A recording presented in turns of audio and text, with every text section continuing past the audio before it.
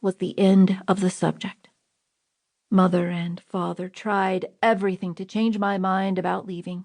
They promised me that I could attend any school I wanted. They told me I could look into any trade that interested me. I refused every offer. My only dream was to go to sea. Nothing else would do. Chapter 2. My First Voyage.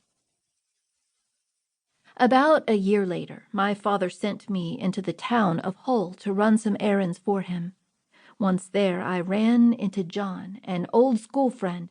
His father was the captain of a ship sailing to London. "You are a lucky devil," I said to him. "All I want to do is become a sailor, but my parents won't let me."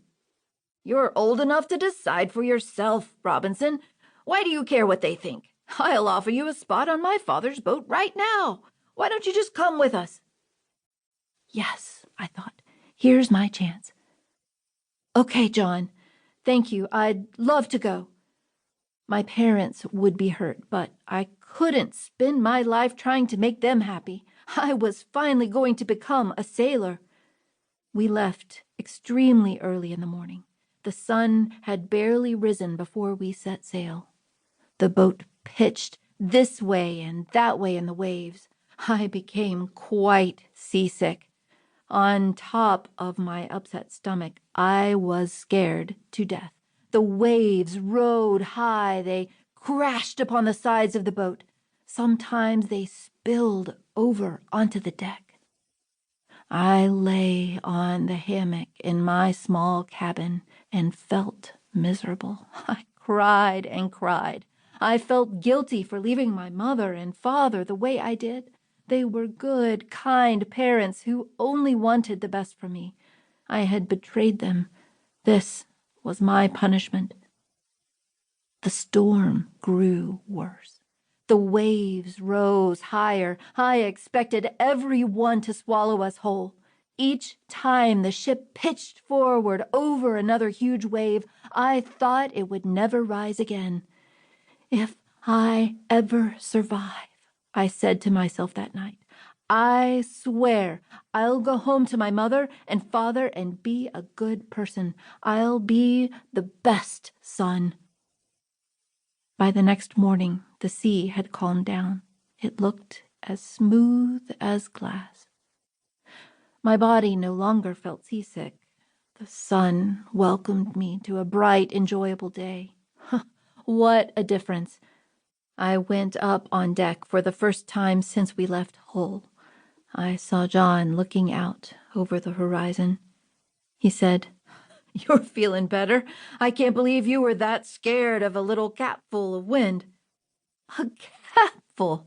I snorted. "What a terrible storm." John laughed. "That was nothing at all. Just wait until you're out on the open seas. Then you'll see what a storm is." I laughed, too. "Well, I made it through anyway. Serious or not, it was my first storm at sea." "Come on, Robinson," he said cheerily. "Let's go get some punch." What fun I had that night.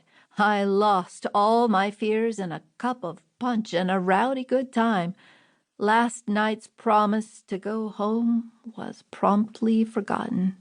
I no longer feared the sea would swallow me up whole. I didn't want to go home. It was a sailor's life for me. Chapter 3.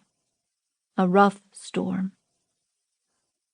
On our 6th day at sea, we had to anchor at Yarmouth because of bad winds blowing in the wrong direction.